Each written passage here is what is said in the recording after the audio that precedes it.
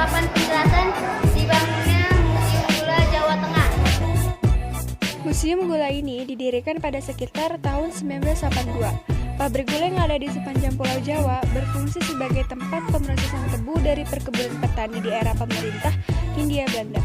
Sebelum jalur kereta diperkenalkan, pengangkutan tebu dari perkebunan menuju pabrik lebih lama karena menggunakan moda transportasi sederhana yang disebut dengan delman sapi. Kemudian, pada tahun 1800-an, diperkenalkanlah sistem transportasi kereta, maka lebih mudah pengangkutan tebu menuju pabrik gula.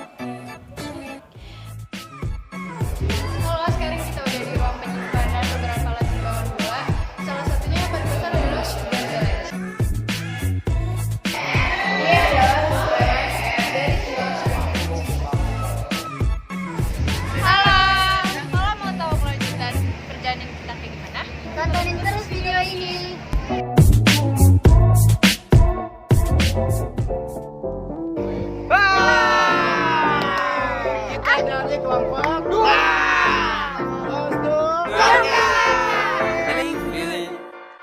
Hey, feeling good, like I should. When in dark, I walk around the neighborhood. Feeling blessed, never stressed. Got that sunshine on my Sunday best. Candi Borobudur diperkirakan mulai dibangun pada abad ke-9 yang mana saat itu wilayah Magelang saat ini dikuasai oleh dinasti Syailendra yang dipimpin oleh Raja Samaratungga. Raja bertitah untuk membangun sebuah pembangunan candi yang kala itu dipimpin oleh seorang arsitek bernama Gunadarma.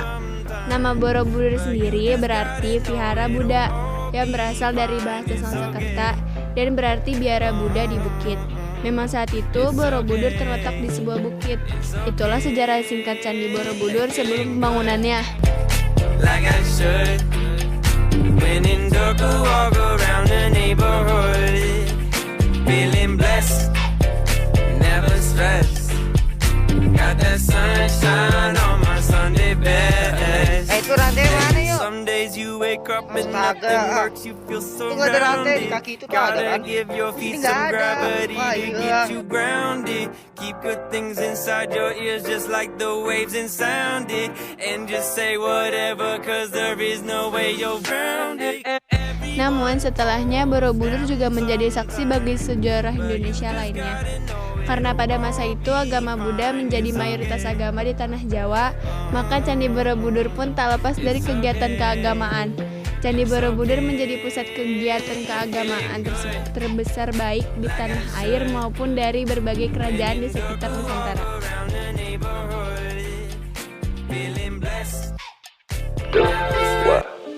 It's 100 degrees, why you feeling down, what's the problem? We just here to be free, it don't feel like this often. Bumping to the radio with the so cold as the moonlight glows. No, we don't give a fuck, we ain't gotta change a thing no more. Langgar Kidul Ahmad Dahlan kini menjadi bangunan cagar budaya. Letaknya berada di tengah pemukiman Kampung Kauman di lingkungan Masjid Agung Keraton Yogyakarta.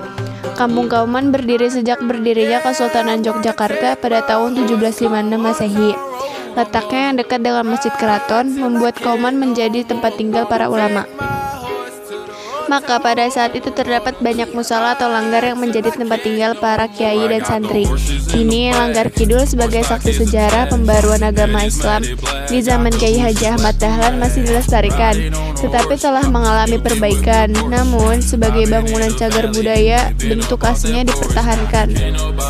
Langgar Kidul dengan tempat tiang penyangga dari kayu kini lebih sering digunakan sholat berjamaah oleh keturunan Kiai Haji Ahmad Dahlan yang hingga kini masih tinggal di sekitar kampung tersebut.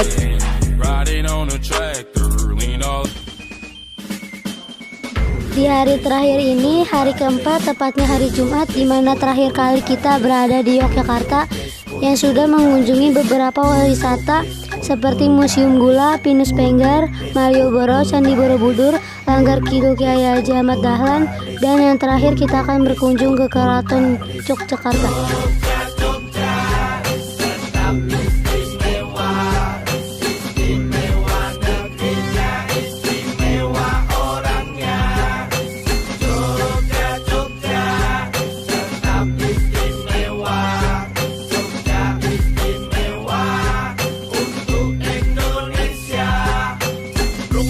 Sebelum menjadi sebuah kerajaan, lokasi berdirinya Keraton Yogyakarta dulunya adalah sebuah pesanggerahan bernama Gerjitawati. Tempat ini digunakan sebagai tempat beristirahat iring-iringan yang membawa jenazah Raja-Raja Mataram yang akan dikebumikan di Imogiri. Sampai saat ini, jalan yang digunakan untuk iring-iringan jenazah raja masih dijaga dengan baik.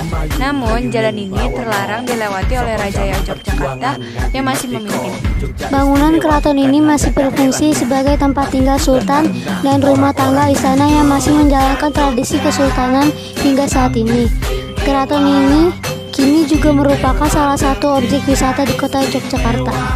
Sebagian kompleks keraton merupakan museum yang menyimpan berbagai koleksi milik kesultanan, termasuk berbagai pemberian dari raja-raja Eropa, replika pusaka keraton, dan gamelan. Tabur wis ditabur suling wis muni Kolo wis kontrol baris Ayo dadi siji bareng para prajurit lan senopati Mukti utawa mati manunggal kawula Gusti Menyerang tanpa pasukan Menang tanpa merendahkan Kesaktian tanpa ajian Kekayaan tanpa kemewahan Tenang bagai ombak gemuruh laksana Merapi Tradisi hidup di tengah modernisasi Rakyat jajah desa milang tori Nyebarake seni lan budi pekerti